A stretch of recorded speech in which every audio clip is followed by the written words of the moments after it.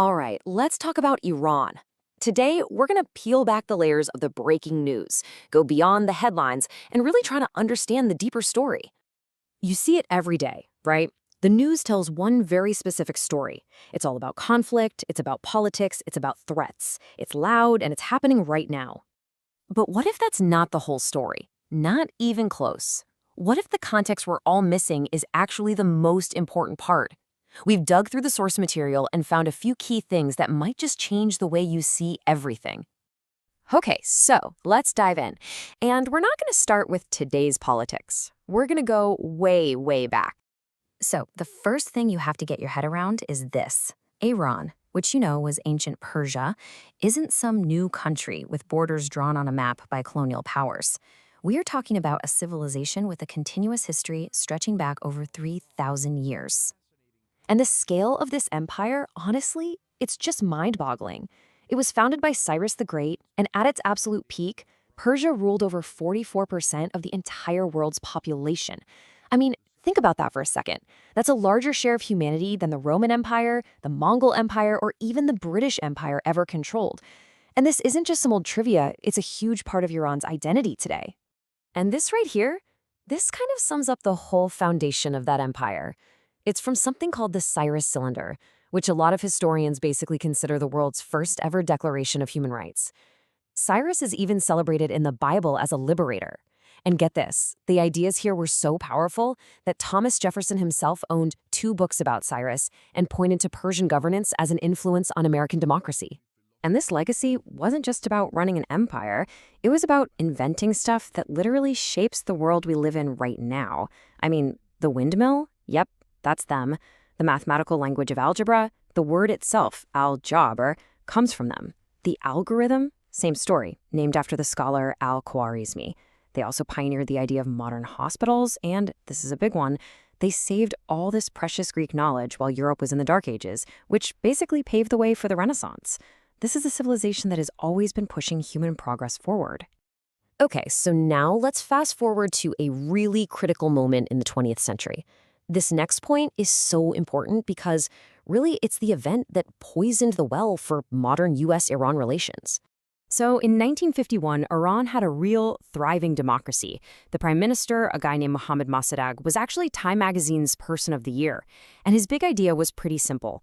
Iran's oil should benefit the people of Iran, not some foreign company. So he nationalized it, and while there were already some internal tensions, this move is what made the CIA and British intelligence decide to stage a coup. It was called Operation Ajax, and they overthrew him. In his place, they installed the Shah, who then ruled for the next 26 years with an iron fist and a really brutal secret police force.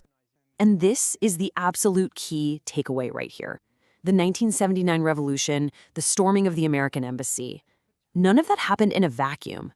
It was this massive, explosive result of 26 years of anger building up against a government that millions of Iranians saw as an illegitimate puppet put there by foreign powers.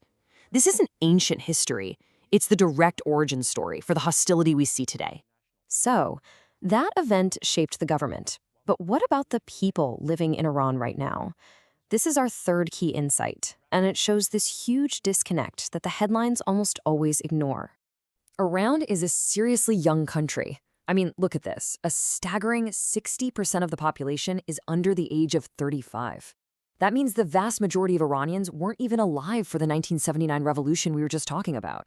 That demographic fact alone is a massive part of the story.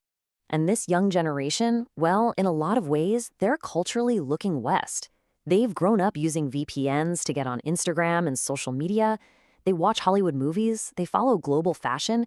And polls have consistently shown that a huge number of young Iranians actually want normal, peaceful relationships with the West.